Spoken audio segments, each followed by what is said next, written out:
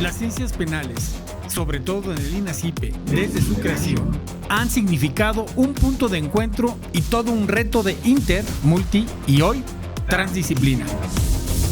Esta convergencia de saberes es en gran medida la generadora de esta chispa de creatividad y nodo del conocimiento del que se desprenden los grandes avances de la humanidad. Por esta razón, hemos creado algo para ti. Algo que seguramente te va a interesar. Si eres una de esas personas que se esmeran en observar un ángulo diferente de las cosas, si eres alguien que reconoce las fronteras de su disciplina como el punto de encuentro y partida del conocimiento y desarrollo de las ideas, pero sobre todo, si eres una de esas personas que es impulsada por una gran pasión por el conocimiento, el estudio y el análisis de las ciencias penales y la innovación, este foro es para ti. Te damos la bienvenida al proyecto transdisciplinario de ciencias penales e inteligencia artificial denominado CEPIA. Y te invitamos a vivir la experiencia de este proyecto del INACIPE creado para ti, porque solo aquí, en el INACIPE, se viven las ciencias penales. Bienvenidos a un episodio más de Proyecto CEPIA, el proyecto inter y multidisciplinario del INACIPE para incorporar las ciencias penales y la inteligencia artificial. El día de hoy tenemos un invitado de lujo, al doctor Osvaldo Aguilar. Osvaldo, ¿cómo te va? Jerónimo, un gusto estar contigo en este podcast y con el auditorio INACIPE que nos acompañe. Para nosotros es un honor que estés con nosotros y nos platiques algunos proyectos que ahí tienes y que ahora vamos a comentar. Pero como tú bien sabes, tenemos un rompehielo, una pequeña dinámica, y ahora estamos escuchando a un gran grupo, a Radiohead. A ver, ¿qué canción estamos escuchando, Osvaldo? Cuéntanos. Mira, ahora elegí esta canción que se llama No Surprises, No Sorpresas, el disco OK Computer de 1997, y creo que viene ad hoc al tema que estamos explorando en el Instituto Nacional de Ciencias Penales, puesto que en 1997 que salió este disco publicado, ¿Sí? ya se percibía, se vislumbraba una era en que nos podría dominar la tecnología. Y no porque ahora ya estemos en un sistema opresivo en que los robots o las máquinas o la inteligencia artificial, dicho que es el caso, ya nos ordene. Pero sí hay unos grandes visos de que la humanidad se ha hecho dependiente de estas tecnologías. Por eso OK Computer se me hizo un discazo ad hoc para traerlo a la conversación, y esta canción de No Surprises, de la sociedad del cansancio, de la vida alienada a los dispositivos electrónicos, es una predicción de 1997 que hoy creo que se está cumpliendo, Jaque. Pues sí, tienes toda la razón, y si me permites la vamos a ir manteniendo como leitmotiv en esta charla. Osvaldo, tú eres abogado, tú eres además un querido profesor del INACIPE y doctor por la Universidad Nacional Autónoma de México. ¿De qué fue tu tema de tesis, Osvaldo? Gracias, Jero, por tus conceptos. Mi tesis de doctorado fue sobre el impacto de la vigilancia por inteligencia artificial, ¿sí?, en los derechos humanos. Okay. En esta apuesta que yo jugué hace más de 5 años, no se vislumbraba todo lo que hoy está en la conversación, como los procesadores del lenguaje natural. Apenas se estaban publicando las versiones betas que no eran accesibles para todo el público.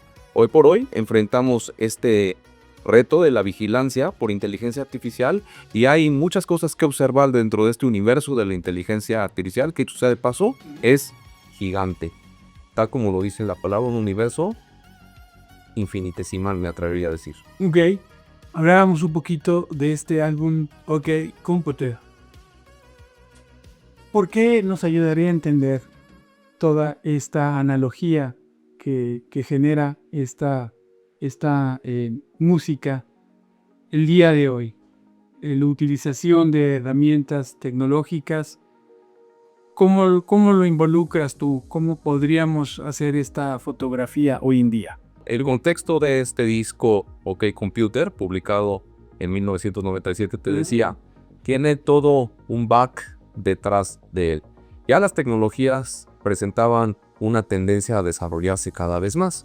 Por cierto, la inteligencia artificial, aunque hoy es un concepto que está en nuestra vida diaria, pues no es nuevo. Se desarrolla a partir de 1956 y así las tecnologías. Entonces, la creación del Internet en 1997, por cierto, hay varios puntos de partida que hoy nos dan una explicación muy clara de cómo ha evolucionado hasta llegar al perfeccionamiento de la inteligencia artificial. Ok. Un recorrido rápidamente. En 1997, Google emerge al mercado. En 1997 gobernaba Estados Unidos el presidente Clinton, que por cierto abre al público en general y a las empresas privadas la geolocalización satelital. Y también, unos años antes, 1989, termina la Guerra Fría y todo lo que derivó en ella. Desarrollo tecnológico, la carrera espacial entre la Unión Soviética antes y Estados Unidos. Y también es importante destacar cómo en esta carrera se desarrolló el espionaje, que hoy por hoy es una parte neurálgica de los artefactos de vigilancia por inteligencia artificial. Entonces, hoy por hoy, tras ese antecedente de desarrollo tecnológico, hemos llegado a este perfeccionamiento del cual te platico de la inteligencia artificial. La inteligencia artificial generativa y todos los riesgos que se podrían presentar para la humanidad en caso de que no haya un control normativo. Riesgos jurídicos, riesgos sociales, riesgos culturales que ya podemos percibir y que por cierto este disco OK Computer habla de esa alienación de las personas, de los cambios culturales, del cansancio, como dice un filósofo chino, surcoreano, avecindado en Berlín, de la sociedad del cansancio, de la hiperiluminación de las personas, y que también esto tiene una genealogía de la vigilancia, como yo lo he llamado en mis investigaciones. Okay. ¿Qué implica la genealogía? Que hay patrones de vigilancia que se están desarrollando desde las épocas antiguas. Y estas épocas, para la vigilancia, yo tomo como punto de referencia el panóptico de Jeremy Bentham. Ese sistema en donde una persona se pone al centro de un centro penitenciario y puede vigilar a todos y él no ser visto. Esto se traslada de vigilancia estatal siglo por siglo y Foucault lo retoma con un concepto que me llama mucho la atención, que es la sociedad disciplinaria. Okay. Es decir, todos nos vigilamos a todos. Y según Foucault, esta obra de 1976 de Vigilar y Castigar dice, pues esto también puede generar cosas buenas en la humanidad, te ayudan a ser mejor. Si tú te sientes vigilado, vas a actuar bien. Si tú eres supervisado en algún lugar de trabajo, en la escuela, pues vas a desarrollar lo mejor de ti. Era una hipótesis que manejó Foucault. Después desdijo muchas de sus teorías, pero lo importante es decir que en nuestra época contemporánea esta sociedad disciplinaria se ha mejorado. Y precisamente este filósofo surcoreano habla de la sociedad digital y el panóptico digital. Como ese panóptico de Jeremy Bentham, cómo esa sociedad disciplinaria hoy por hoy se transforma en un panóptico digital. Bien. Y este panóptico digital nos vigila en cada milisegundo. Tú sabes, hoy por hoy sería imposible dejar nuestro aparato celular, que es el común que usamos de tecnología, ¿no? Y este aparato pues extrae todos tus datos de geolocalización, de aficiones, de pensamiento político, pensamiento cultural, identidad de género, orientación sexual. Entonces todo eso se va alimentando a un excedente conductual que después es usado para perfilarte y generar sugerencias y predicciones, que esto es también lograr. Entonces este concepto de OK Computer, disco de Radiohead, que habla de la alienación a los dispositivos tecnológicos, y cuando en 1997 solo había una computadora con un monitor muy grande y un CPU, como se llamaba en ese entonces, muy grande, y empezaba a emerger la internet, pues hoy por hoy ya sabemos cómo está. Podemos llevar en un dispositivo muy pequeño todo eso y más. Sí, es sorprendente este juego de la música con el tema que nos ocupa el día de hoy y que es tema central de Proyecto Sepia. No es nada más accidental. Yo sé que en tu caso eres un amante de la música, eres un músico, eres un practicante de la música. Y esto siempre lo he dicho yo, la forma de pensar para un músico, la forma de ver el mundo es diferente, te da una plasticidad muy característica. Me imagino que las redes neuronales de los músicos a veces funcionan un poco diferente a los que no lo practicamos. Y esa visión es muy importante. Y hablando de estos riesgos, hablando de esta alienación de la sociedad, ¿qué me podrías decir primero sobre este impacto en los sistemas de impartición de justicia como parte pues, de las ciencias penales y en general, ¿no? de las ciencias que intervienen en estos temas? ¿Cuáles son esos riesgos? Entiendo que hay ventajas y las estamos descubriendo día a día, pero esta visión que tienes tú diferente, ¿cómo ves esos riesgos? ¿Qué nos puedes platicar? Claro que sí, Jero. Pues también hay cosas muy importantes que debemos poner en la conversación, que es la inteligencia artificial ha alcanzado a todos los sectores. Sectores profesionales, comerciales, en la educación también es muy importante. Y la justicia no está exento de ello. La justicia hoy es un punto muy importante para el desarrollo de normas que puedan regular a la inteligencia artificial. ¿Qué pasa en este contexto a nivel mundial? Bueno, pues considero que los más avanzados en desarrollar este tipo de normas son la Comunidad Europea. Okay. La Comunidad Europea publicó en el año 2024 el reglamento de inteligencia artificial para Europa. Y ahí habla precisamente de esto, de los riesgos de la inteligencia artificial. Naturalmente, el derecho, desde sus construcciones más antiguas, podemos tomar los antecedentes de los romanos, los visigodos, los alemanes a partir de las escuelas pandectísticas o los escolásticos que desarrollaron las universidades. Bien. No habían pensado en que tendríamos una tecnología de tal nivel que podría sustituir, lo pongo entre comillas, las acciones o las labores o el pensamiento, no el razonamiento homo de los seres humanos. Entonces el derecho no está diseñado para este tipo de artefactos. Ahora lo tenemos que adaptar a estas tecnologías. Regresando a este reglamento europeo de inteligencia artificial, habla de 4 riesgos que se deben de abordar de manera urgente en el uso de dispositivos que tengan inteligencia artificial. Estos riesgos son riesgo mínimo, riesgo medio, riesgo alto y riesgo inaceptable. Y el último, que es el inaceptable, habla de las predicciones. El riesgo máximo, utilizar sistemas de inteligencia artificial en decisiones judiciales. Que esto es muy interesante. Hoy por hoy ya se están desarrollando estas prácticas a nivel jurisdiccional. Un estudio de la UNESCO habla que precisamente de un análisis de países como Brasil, México y algunos de Asia, la mayoría de los operadores jurídicos, 70%, utilizan procesadores de lenguaje natural. El más famoso que hoy conocemos es ChatGPT y luego sigue DeepSeek. Y de este universo del 70%, el 40% lo usa con licencia personal y después el otro 60% lo utiliza con licencias gratis. Esto no está regulado, pero se usa. Entonces, creo que debemos observar que ya hay prácticas que tendremos que aceptar y no quedarse en la opacidad. Y que, por cierto, pues ya se están desarrollando criterios a nivel jurisprudencial.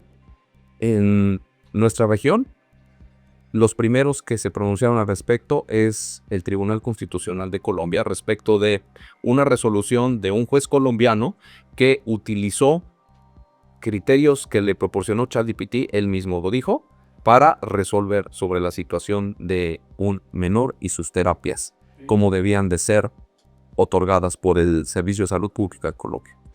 Y una gran noticia, apenas este viernes 22 de agosto, la Suprema Corte de la Justicia de la Nación publicó una tesis aislada en materia constitucional que habla precisamente de utilizar la inteligencia artificial como herramienta, sin que sea un sustituto de las actividades humanas. El tema es sencillo, habla de que un juez utilizó un procesador de lenguaje natural para calcular una póliza sobre un asunto que tenía como objeto la pérdida de un inmueble. Entonces, precisamente se basa en 4 criterios la Suprema Corte para el uso de los procesadores del lenguaje natural. Es proporcionalidad, protección de datos, transparencia y explicabilidad y supervisión. Entonces, esto habla de que ya está en la conversación y se debe de cuidar que solo sea herramienta, que la inteligencia artificial no rebase el razonamiento humano. Es el objetivo de regular en materia del sistema penal, porque los alcanza a la inteligencia artificial. No podemos dejar decisiones como la libertad, como una medida cautelar, como una medida de protección a la inteligencia artificial, porque los algoritmos están sesgados. Pero si quieres, más adelante platicamos del sesgo del algoritmo. Perfecto. Qué interesante esta descripción que nos das desde el punto de vista normativo de la experiencia europea y cómo pues lo llevas a hace algunos días la resolución de la Corte. Pero háblame un poco más de cuál es ese ecosistema en el que está en este momento México viviendo el arribo de tecnologías como la inteligencia artificial. ¿En dónde estamos parados como México? ¿Qué hay de desarrollo? ¿Qué hay de norma? ¿Cómo lo percibes tú? Muy bien, creo que como todo sistema normativo, como todo proyecto político, tiene sus altas y sus bajas. Y yo soy un convencido de que el crecimiento no siempre es exponencial, sino hay que tener algunas curvas de aprendizaje. Creo que ese es el caso de México y la relación con normar la inteligencia artificial. En el 2018 se hicieron esfuerzos entre la Embajada Británica en México y el Gobierno de México para empezar a hacer un diagnóstico, un análisis de la situación y uso de inteligencia artificial de todos los sectores de nuestro gobierno mexicano y cómo alcanzar a la población. Después, como ustedes saben, hay un cambio muy importante en la política mexicana y bueno, pues queda en stand-by ese proyecto para dar cabida a otros que se consideraron más importantes y después de ello se retoma el tema.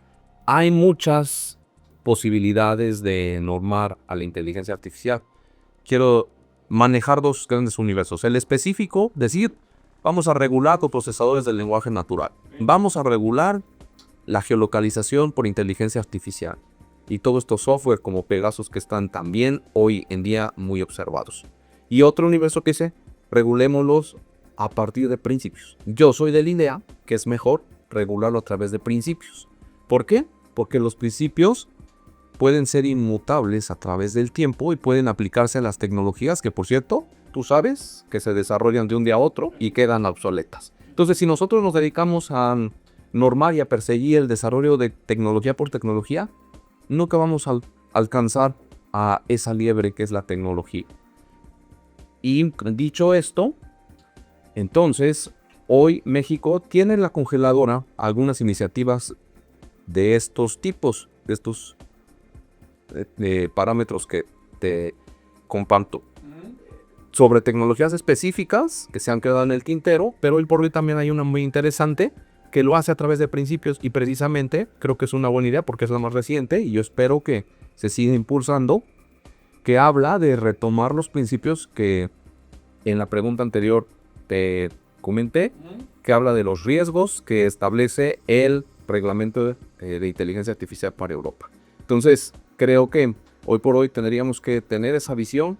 Ya por fin aparece la primera tesis aislada que se pronuncia sobre el uso en los sistemas judiciales de la inteligencia artificial, procesadores del lenguaje natural, y creo que en breve vamos a ver que avanza esta iniciativa para aplicar precisamente desde estos instrumentos internacionales que no nos aplican, porque evidentemente no somos parte de la comunidad europea, pero sí son pequeñas llaves para armonizar nuestras leyes a los parámetros internacionales de protección a los derechos humanos, que es para mí el punto más importante de observar a la inteligencia artificial.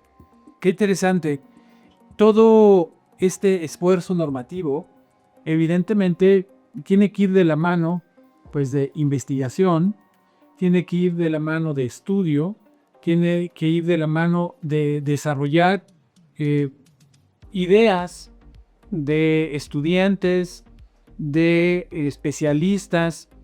El proyecto Sepia nace también en gran medida para llegar a nuestras audiencias, a nuestra comunidad INACYPE, a nuestras audiencias académicas, para desarrollar temáticas. Tú tienes experiencia docente en este sentido, tú impartes cátedras de metodología de investigación, conoces un poco o mucho el pensar de los alumnos, tienes amplia experiencia en ese sentido, y parte de este esfuerzo que hacemos en el INACYPE con todos los participantes, pues es el de fomentar este canal de comunicación. Y por ahí hay un proyecto de seminario permanente de ciencias penales e inteligencia artificial. Platícame un poco sobre esto, Osvaldo. Gracias, Geo. Como hace rato platicábamos, la inteligencia artificial nos alcanzó a todos. ¿Sí? No está exento el sistema de justicia, el derecho penal, pero creo que ahora, ante el correcto abordaje de esta tecnología, tendría que hacerse multidisciplinariamente, interdisciplinariamente, transdisciplinariamente. Entonces, hemos trabajado en el Instituto Nacional de Ciencias Penales, preocupados por esta emergencia, pero más que preocupados, ocupados en poder alcanzar y contribuir a esta regulación de la inteligencia artificial, visibilizar su uso con una visión de derechos humanos, de transparencia. Y comenzaremos en breve el Seminario Permanente de Derecho Penal e Inteligencia Artificial, que tiene por objeto pues traer a los especialistas que no solo relacionados con derecho penal, sino en este universo periférico de todo lo que contribuye al derecho penal, ciencias forenses, psiquiatría, psicología, teoría de género, privacidad.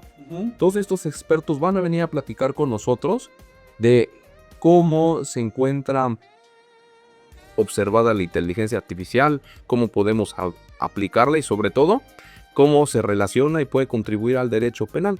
Yo creo que no se debe de satanizar a la inteligencia artificial. Creo que es una herramienta que podemos aprovechar muy bien. De hecho, ya se hace.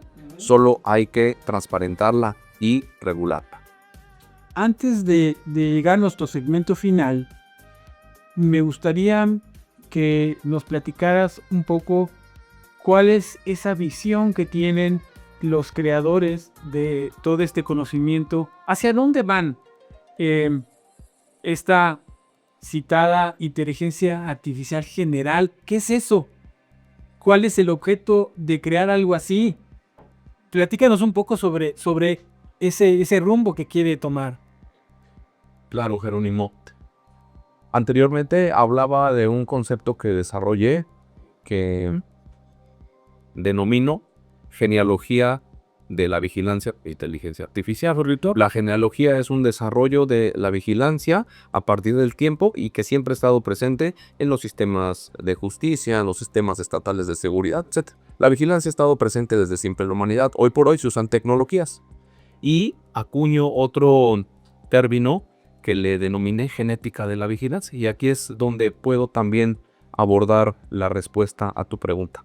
La genética de la vigilancia es ir perfeccionando, como ustedes saben, la genética siempre evoluciona a las especies para que se adapten. Entonces, en el caso de la inteligencia artificial y el desarrollo tecnológico que platicamos durante años, se va desarrollando y creo que hoy, pues estamos en el camino del perfeccionamiento de esta tecnología.